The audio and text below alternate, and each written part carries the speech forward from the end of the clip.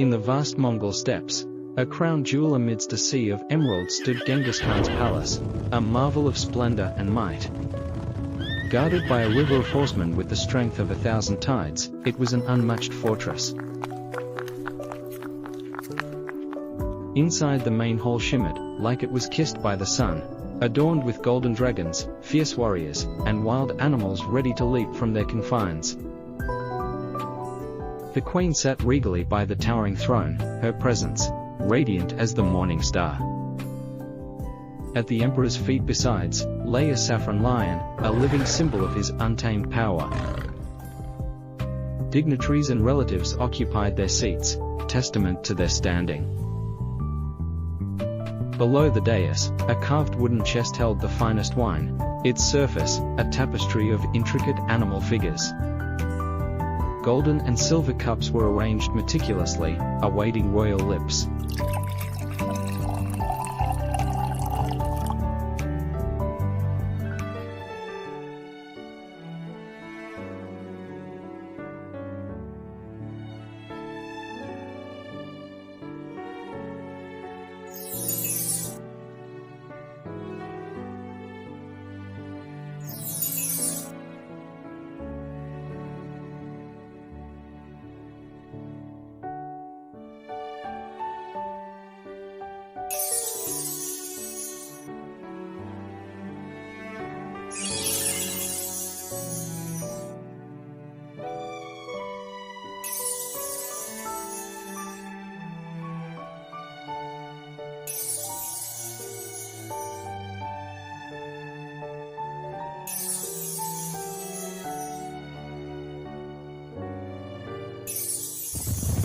As the assembly buzzed with anticipation, envoys from Prester John arrived. Their message, a venomous arrow at Genghis Khan's pride.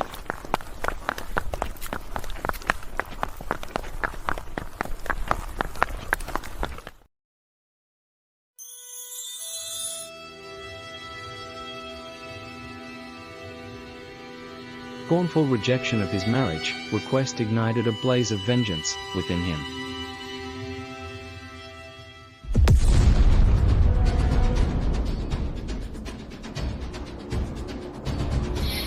His resolve hardened. He consulted his soothsayers, who foretold his triumph.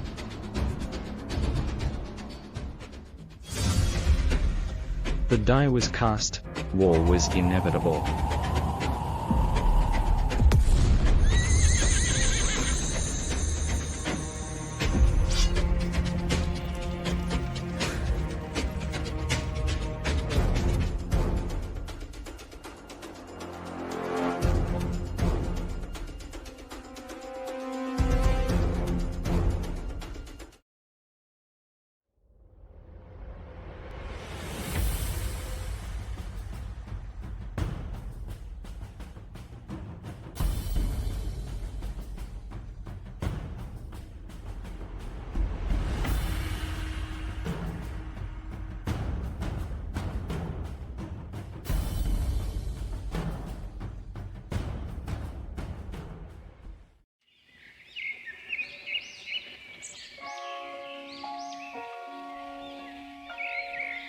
Within the great palace, and where walls towered and moats shimmered like mirrors to the heavens, a symphony of preparation unfolded.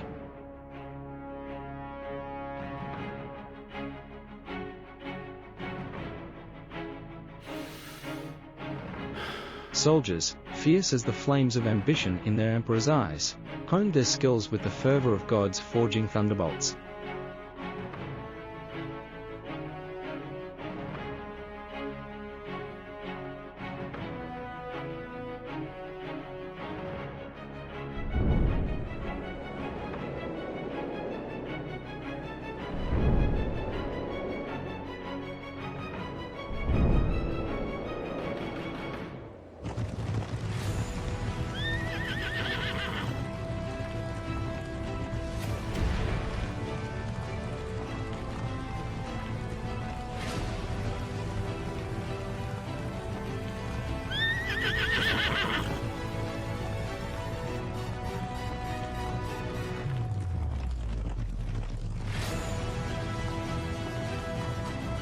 archers poised like raptors ready to strike, he unleashed arrows that sang through the air.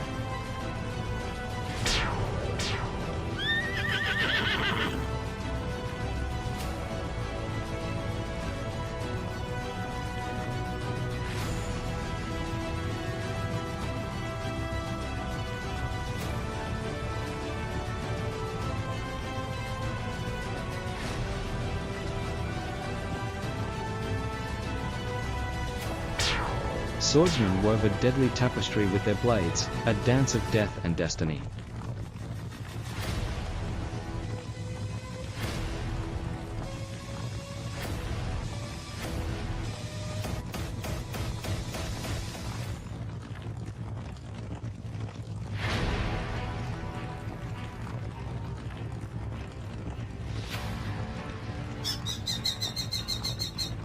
Above, the Emperor's falcon soared.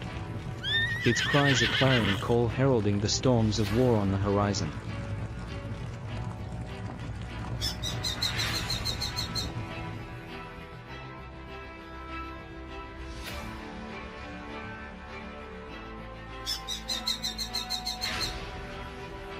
Emperor Genghis Khan's army, a tempest of iron will and unyielding spirit, stood as a testament to the power of unity under his magnetic gaze. Mounted atop his steed, the emperor led his warriors across endless plains.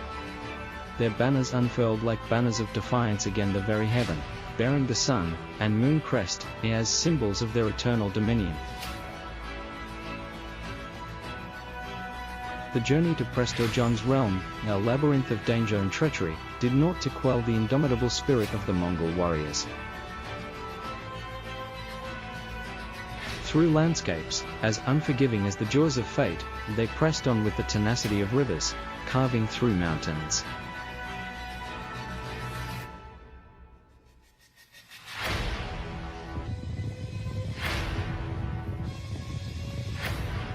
Genghis Khan, a titan of courage and resolve, fueled the flames of vengeance in his men's hearts, guiding them towards their inexorable fate with the promise of retribution, burning bright as the northern star.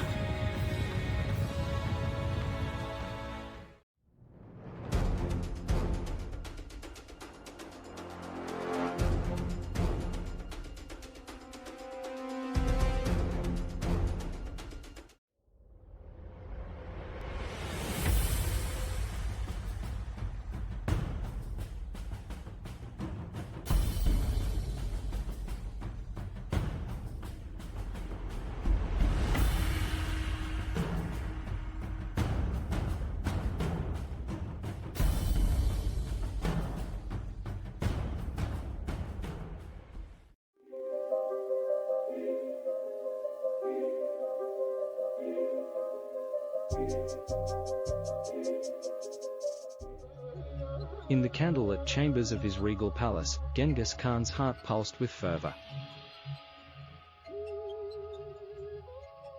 His envoys had embarked on a quest to entwine his lineage with the noble blood of Prester John's daughter, a romantic gesture transcending mere politics, a symphony of East meeting West, beneath his expansive empire's banner.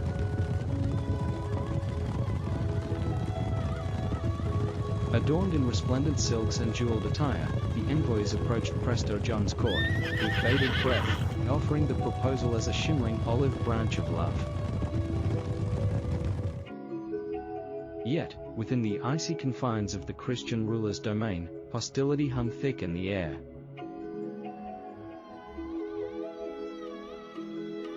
Prester John's eyes blazed with disdain, as he devoured the missive, his voice, a cutting blade through the frigid silence.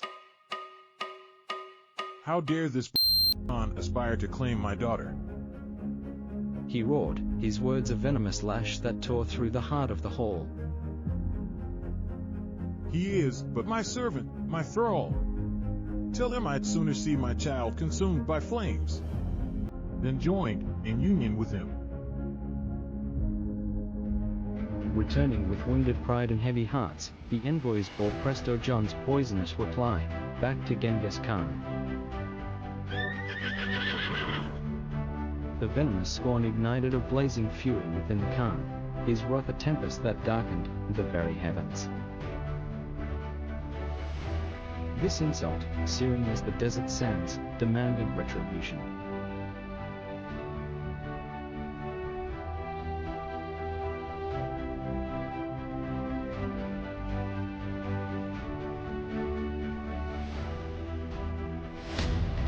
The drums of war sounded their thunderous call, heralding the impending storm of vengeance.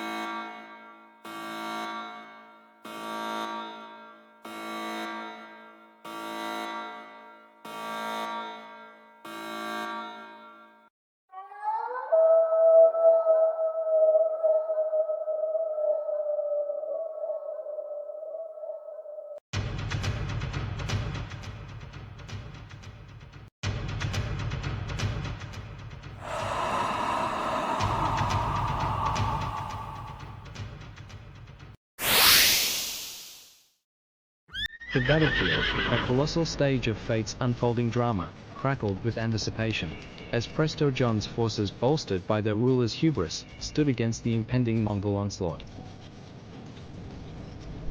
The atmosphere teemed with electric anticipation, a palpable tension that weighed heavily in the air. The ground quaked with their defiance as the two armies converged, steel clashing like the angry roar of gods. Genghis Khan, master of warfare's chaos, directed his troops with the precision of a virtuoso conductor. His archers unleashed a deadly barrage, arrows raining like an unyielding tempest, while his cavalry charged with the fury of an unleashed cyclone. At the fray's forefront, stood the emperor himself, a towering figure amidst men, his presence a blend of chilling hope and terror.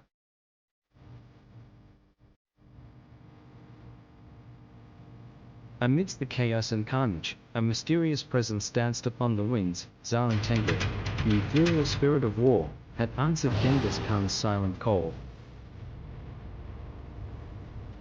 Invisible to mortal eyes, yet felt in every gust of wind, the spirit's otherworldly power coursed through the veins of the Mongol warriors, infusing them with a divine fervor.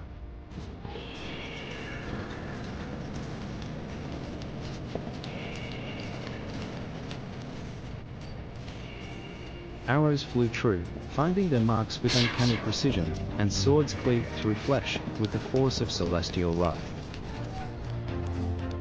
Zaarin Tengri's whispered guidance was a haunting battle hymn, and that echoed in the ears of the warriors, leading them inexorably towards their destined triumph. And as the sun dipped beneath the horizon, casting a blood-red hue upon the battlefield, the prophecy of the soothsayers unfolded before their very eyes. Fueled by the unyielding spirit of their emperor and the mysterious aid of Zaarin Tengri, the Mongol warriors surged forth with an unstoppable force, overwhelming Prester John's once proud forces. Amidst the wreckage of war, the fallen bodies of the vanquished strewn like broken dreams, their aspirations of dominion shattered beneath the relentless onslaught of Mongol steel.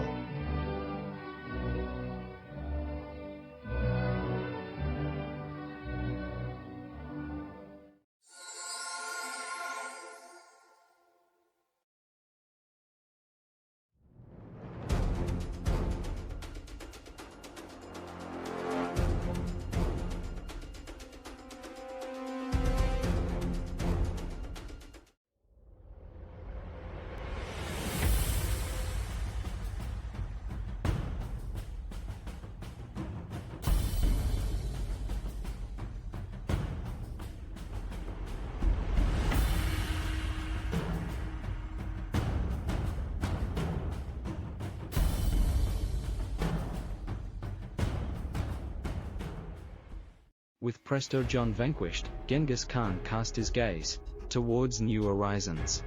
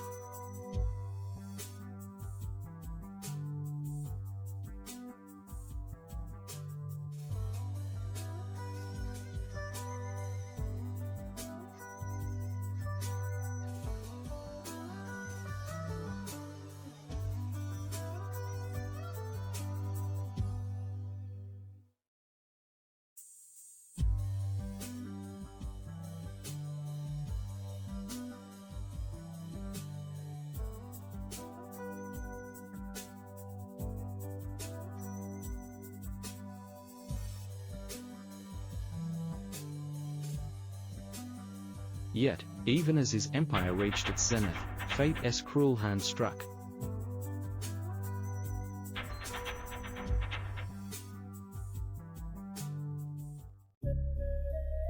In the quiet chambers of her heart, Prester John's daughter, longing for her father's presence, turned away from the grandeur of Genghis Khan's empire.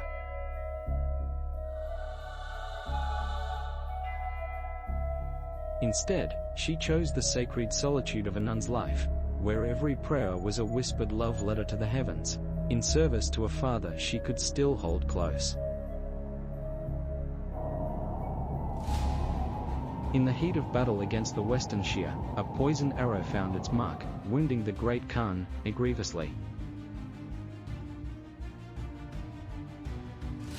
Despite his unparalleled resilience, the wound festered, and the towering giant of history succumbed. With the fall of the Mughal emperor, the harem's gilded cage crumbled, and its women, long bound by royal chains, were at last set free, to return to their villages and reclaim their forgotten lives.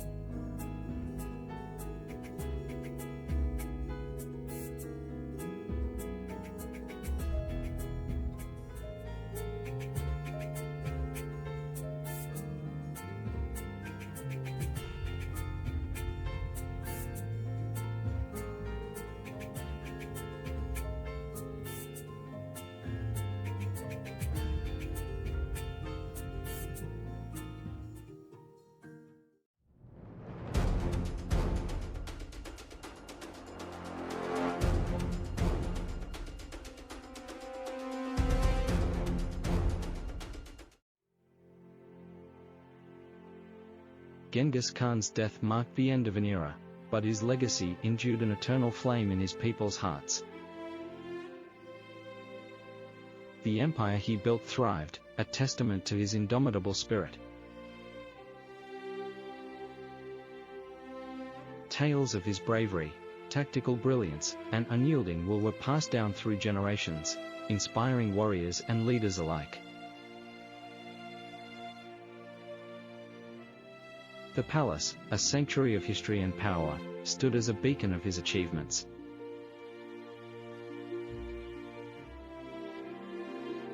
Above, the sun and moon crest flooded on banners, a reminder of Genghis Khan's eternal flame, in the annals of history.